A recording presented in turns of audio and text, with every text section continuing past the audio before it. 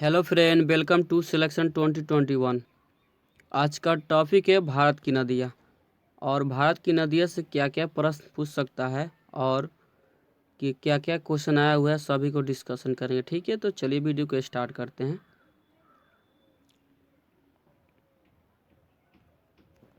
देखिए, भारत की नदियों को दो भागों में बांटा गया है। ठीक है, जो भारत की नदियाँ होती है उसको कितने भागों में बांटा गया, तो दो भागों में बांटा गया। ठीक है, देखिए, एक होती है हिमालयन नदी और एक होती है प्रायद्वीपीय नदी।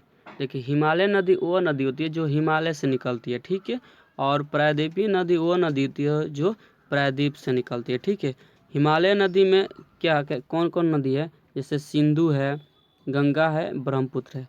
तो आपको याद रखना है कि ऐसे क्वेश्चन पूछा कर निम्नलिखित में से कौन सी हिमालय नदी है, तो ऑप्शन में देगा ए सिंधु, ऑप्शन बी में देगा गंगा, ऑप्शन सी में देगा ब्रह्मपुत्र और ऑप्शन डी में दे देगा आपका गोदावरी। तो आपका यह हिमालय नदी ये तीनों हो जाएगा, एक गोदावरी प्रायद्वीपीय नदी होगा। ठीक है, ऐसे भी क्वेश्चन पूछ सकते हैं, तो आपको ये याद रखना है। चलिए, आई होप कि हिमालय नदी समझ गए और प्रायद्वीपीय नदी समझ गए। ठीक है,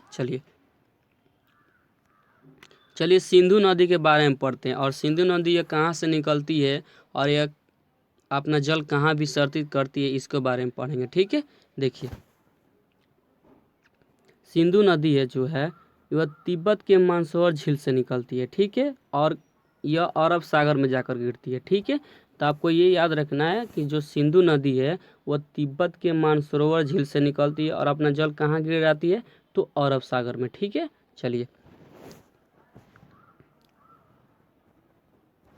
देखिए, यहाँ पे आपका तिब्बत है। ठीक है, यहीं पे मानसरोवर झील है। ठीक है, और यहाँ से निकल कर ऐसे ऐसे जाकर जम्मू कश्मीर होते हुए यहाँ से होते हुए कहाँ गिराती है, तो अरब सागर में गिराती है अपना जल। ठीक है, तो आपको ये याद रखना कि सिंधु जो नदी है वो कहाँ से निकलती है, तो यहाँ यह तिब्बत के मानसरोवर झील से और जम्मू कश्मीर से होते हुए अपना जल ये जाकर यहाँ देखिए ये सब अरब सागर है। ठीक है, और ये क्या है, बंगाल की खाड़ी है। ठीक है, तो इस तरफ भारत की इस तरफ क्या है, तो अरब सागर है, और भारत की इस तरफ क्या है, पूरब में क्या है, तो बंगाल की खाड़ी, और पश्चिम में क्या है, तो अरब सागर। ठीक है, तो आपको ये याद रखना। देखिए, ज्योग्राफी पढ़ने के लिए आपको मैप और बहुत ज़रूरी है। ठीक है, आप मैप निकाल कर रखिए और जो जो मैं बता रहा हूँ वहाँ पर आप देखिए। ठीक है, चलिए देखिए, जो सिंधु नदी है उसका क्षेत्रफल 11,65,000 है। ठीक है, सिंधु नदी के कितना क्षेत्रफल है, तो 11,65,000 आपको सिंपल याद रखना है। ठीक है, और पूरे सिंधु जो नदी है पूरे इसका क्षेत्रफल कितना है, तो 11,65,000। और भारत में इसका क्षेत्रफल कितना है, तो 3,21,289 किलोमीटर। ठीक है, आपको ये याद रखना। ठीक है, भारत में इसका पूछेगा तो ये 2,81,000 सॉरी 2,21,289 किलोमीटर। ठीक है, और पूरा विश्व में पूछेगा तो आपको याद रखना है कि 11,65,000। ठीक है, और इसकी कुल लंबाई कितनी है, तो 2,880। तो ऐसे सिंपल में क्वेश्चन पूछ सकता है, एग्जाम में बार बार पूछता है एसएससी में कि सिंधु नदी की लंबाई कितनी है, तो 2,880 किलोमीटर। ठीक है, और भारत में इसकी लंबाई कितनी है, तो 1,114 किलोमीटर। आप ऐसे याद रखिएगा 1114। ठीक है, इतना किलोमीटर भारत में इसकी लंबाई है, मात्र इतना ही किलोमीटर भारत में यह है। ठीक है, चलिए अब देखिए, सिंधु नदी हम लोगों ने जान गए कहाँ से निकलती है और अपना जल कहाँ विसर्जित करती है, और सिंधु नदी का क्षेत्रफल कितना है ये भी जान गए, और सिंधु नदी की लंबाई कितना है ये भी जान गए। ठीक है, और अब जानते हैं कि सिंधु नदी जो है उसकी सहायक नदी कौन है। देखिए, कभी कभी जो नदी होती है उसकी सहायक नदी से प्रश्न पूछ लेता है कि निम्नलिखित में से सिंधु नदी की सहायक नदी कौन है। तो हम पहले जान लेते हैं कि आखिर सिंधु नदी की सहायक नदी है कौन। ठीक है, तो ऐसे आप जब याद कर लीजिए सिंधु की सहायक नदी, तो आप ऐसे भी क्वेश्चन को बना सकते हैं। ठीक है, चलिए देखिए, सिंधु जो नदी होती है उसकी 5 प्रमुख नदी है, 5 प्रमुख सहायक नदी है। ठीक है, एक है झेलम, दूसरा है चिनाब, तीसरा है ब्यास, चौथा है रब्बी और पांचवा है सतलज। तो आपको ये याद रखना है कि सिंधु नदी की सहायक नदी झेलम, चिनाब, ब्यास, रवि, सतलज। देखिए ये सीरियल क्रम में है, जैसे 1 2 3 4 5 करके ऐसे है। तो आपको ऐसे ही याद रखना है कि सिंधु नदी की 5 सहायक नदी है, ठीक है। देखिए सिंधु जल समझौता, तो आपसे ये क्वेश्चन पूछ सकता है कि सिंधु जल समझौता कब हुआ, तो 1960 में, ठीक है। और किन देशों के बीच हुआ, तो यह भारत एवं पाकिस्तान के बीच हुआ, ठीक है। और सिंधु जल समझौता की विशेषता क्या थी कि देखिए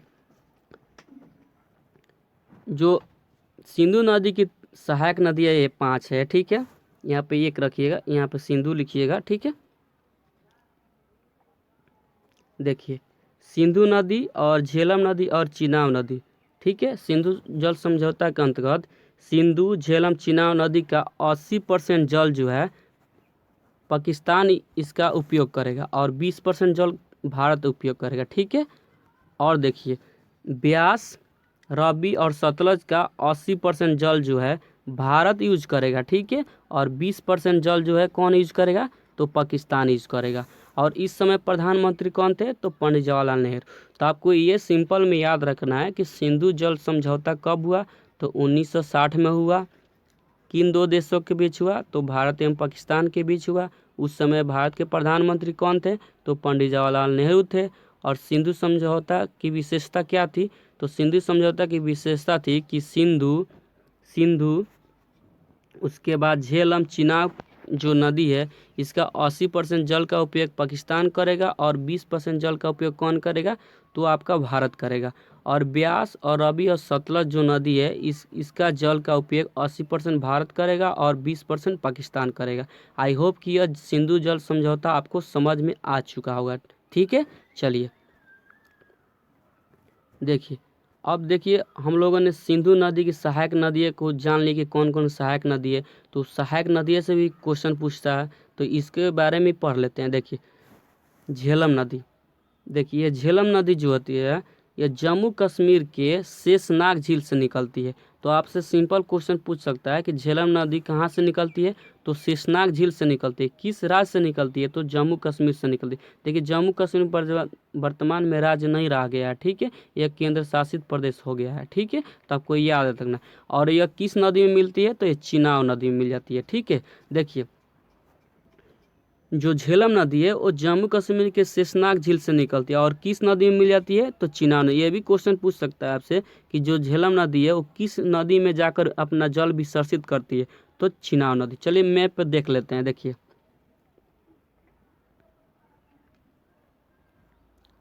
देखिए यहाँ से जो है झेलम नदी निकलती है, ठीक है। और यहाँ से निकलने के बाद यहाँ से जो चिनाब नदी है इसमें मिल जाती है। और उसके बाद यहाँ से ब्यास नदी निकलती है, ठीक है। उसके बाद यहाँ से जो है रवि नदी निकलती है। फिर यहाँ से कौन सी नदी निकलती है, तो सतलज नदी। ये सारा नदी जो अपना जल कहाँ गिराती है, तो यह अरब सागर में गिराती है, ठीक है।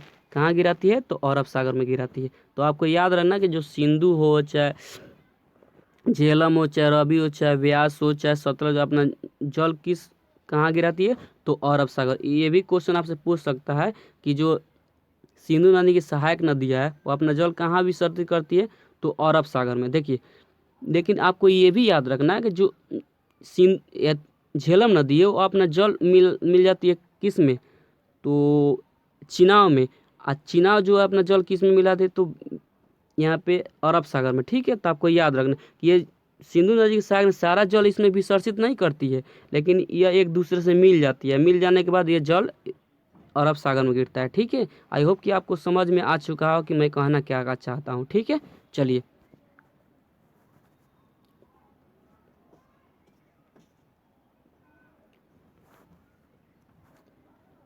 देखिए हम लोगों ने झेलम नदी को पढ़ लिए, अब पढ़ते हैं चिनाब नदी को। देखिए चिनाब नदी जो होती है वो कहाँ से निकलती है, तो हिमाचल प्रदेश से निकलती है, ठीक है। और चिनाब नदी जो है ये 2 नदियों को मिलने से बनती है, ठीक है। चंद्र एवं भागा, ठीक है।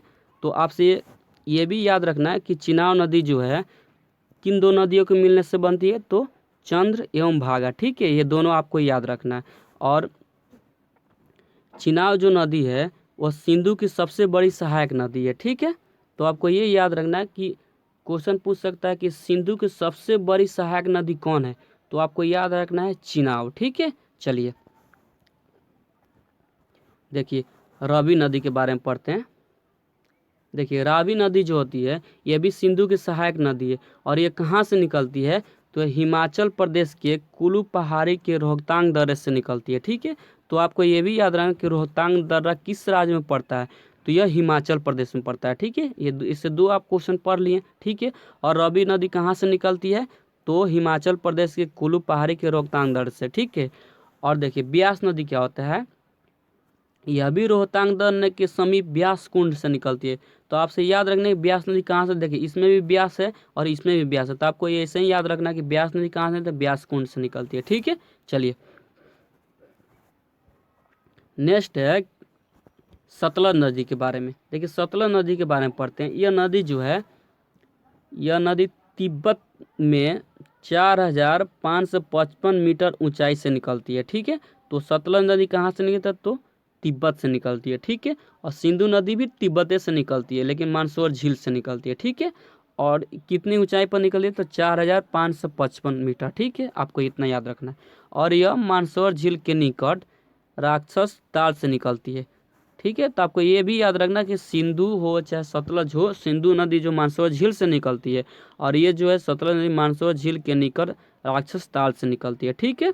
चलिए ये भी याद रखना है कि देखिए जो सतलज नदी है इसे तिब्बत में किस नाम से जाना जाता है, तो देखिए लांगचेन खम्बाब के नाम से जाना जाता है, ठीक है। अब देखिए सतलज नदी से एक और क्वेश्चन पूछ सकता है कि भाखड़ा नांगन बांध परियोजना है जो वो किस नदी पे है, तो आपको याद रखना है कि ये सतलज नदी पे है, ठीक है। और सतलज नदी को किस नाम से जाना जाता है तिब्बत में, तो लांगचेन खम्बाब के नाम से जाना जाता है, ठीक है। चलिए अब पढ़ते हैं गंगा नदी के बारे में। देखिए गंगा नदी भारत की सबसे पवित्र नदी माना जाता है, ठीक है, है भी, ठीक है। तो इसके बारे में अच्छा से पढ़ेंगे, ठीक है। और यह गंगा नदी कहाँ से निकलती है इसके भी बारे में जानेंगे, ठीक है। और इससे क्या क्या प्रश्न आ सकता है इसके बारे में जानते हैं, ठीक है। देखिए गंगा नदी जो है उत्तराखंड के गंगोत्री से निकल कर यह अपना जल कहाँ गिराती है, यह यूपी से होते हुए यह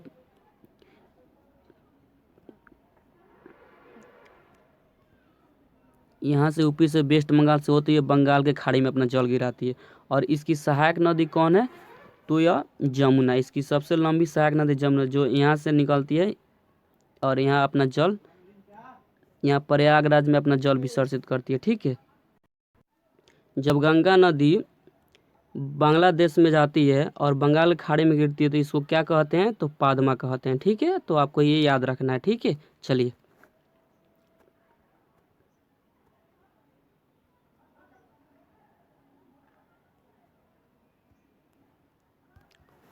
देखिए गंगा नदी जो है हिमालय के गंगोत्री से निकलती है। तो आप सिंपल में याद रखिएगा कि गंगा नदी कहाँ से निकलती है, तो हिमालय के गंगोत्री से निकलती है। और गंगा नदी जो है दो नदियों के मिलने से बनती है, एक होती है अलकनंदा, एक और भागीरथी। जब अलकनंदा और भागीरथी देवप्रयाग में मिलती है तो वहाँ से इसका नाम क्या पड़ता है, तो गंगा। तो आपको ये भी याद रखना है कि जो गंगा नदी है किस दो नदियों के मिलने से बनती है, तो अलकनंदा एवं भागीरथी। और अलकनंदा भागीरथी कहाँ मिलती है, तो देवप्रयाग में, ठीक है। तो आप याद रखना है, ठीक है। और देखिए यह भारत की सबसे लंबी नदी है, ठीक है। तो ये भी क्वेश्चन देखिए बीपीएससी में पूछा हुआ है कि भारत की सबसे लंबी कौन है, नदी कौन है, तो यह गंगा है, ठीक है। और इसकी लंबाई कितना है, तो इसकी लंबाई 2525 किलोमीटर है, ठीक है। 2525 किलोमीटर है, ठीक है। और उत्तराखंड में इसकी लंबाई 110 किलोमीटर है और उत्तर प्रदेश में इसकी लंबाई 1450 किलोमीटर है और बिहार में इसकी लंबाई 445 किलोमीटर, ठीक है। देखिए ये भी क्वेश्चन में पूछा हुआ है बीपीएससी में कि गंगा नदी की लंबाई बिहार में कितना है, तो 445 किलोमीटर। मैं ये सब जगह क्यों बता रहा हूँ, क्योंकि ये एग्जाम पूछता है कि उत्तराखंड में गंगा की लंबाई कितनी है, उत्तर प्रदेश में गंगा की लंबाई कितनी है और पश्चिम बंगाल में गंगा की लंबाई कितनी है। तो आप अच्छा से याद कीजिएगा, नोट बनाते चलिएगा तो आपको अच्छा से याद हो जाएगा, ठीक है। देखिए अब पश्चिम बंगाल में गंगा नदी की लंबाई कितनी है, तो 520 है, ठीक है। आई होप कि आपको समझ में आ चुका होगा। चलिए आगे बढ़ते हैं।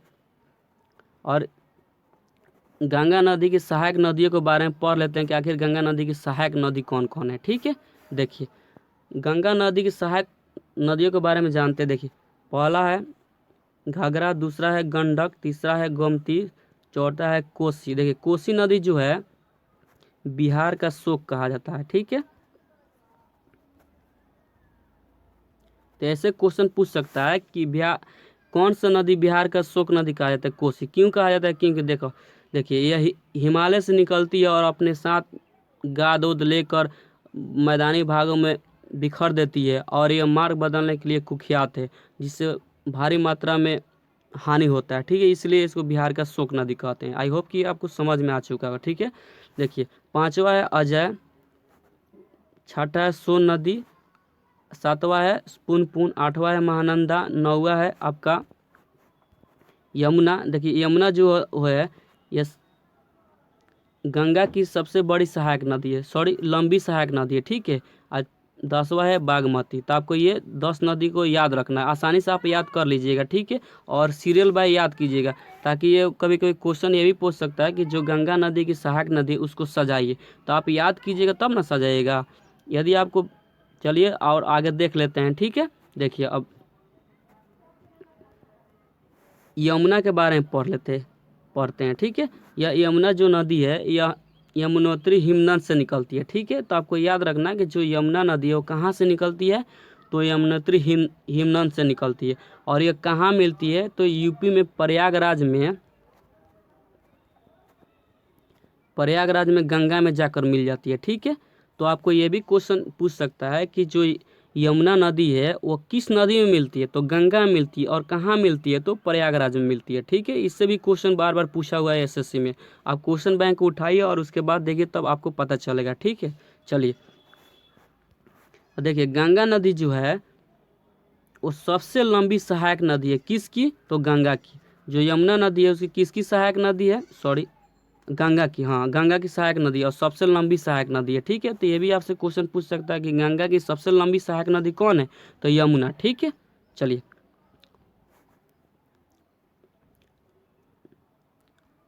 अब यमुना के सहायक नदी के बारे में पढ़ लेते हैं कि यमुना की सहायक नदी, यमुना नदी हिमनोत्री से निकलती है और गंगा में जाकर मिल जाती है प्रयागराज में। ठीक है, और इसकी सहायक नदी कौन कौन है, देखिए यमुना की सहायक नदी में है चंबल है, केन है, बेतवा है, सिंध है, हिंडन है, रिंद है नदी है, सेंगर नदी है, वरुण नदी है। तो आपको याद रखना है कि यमुना की सहायक नदी चंबल, केन, बेतवा, सिंध, हिंडन, रिंद, सेंगर, वरुणा। ठीक है, तो ये सब आपको याद रखना है यमुना की सहायक नदी का। देखिए ऐसे तो महत्वपूर्ण नदियाँ हम लोग पढ़ चुके हैं, इसके दूसरे पार्ट में और नदी के बारे में पढ़ें। देखिए सहायक नदी आपको याद रखना, क्योंकि बार बार सहायक नदी से क्वेश्चन पूछ रहा है। ठीक है, चलिए यदि आपको वीडियो अच्छा लगा हो दोस्तों तो शेयर लाइक सब्सक्राइब करना नहीं भूलिएगा। जय हिंद दोस्त।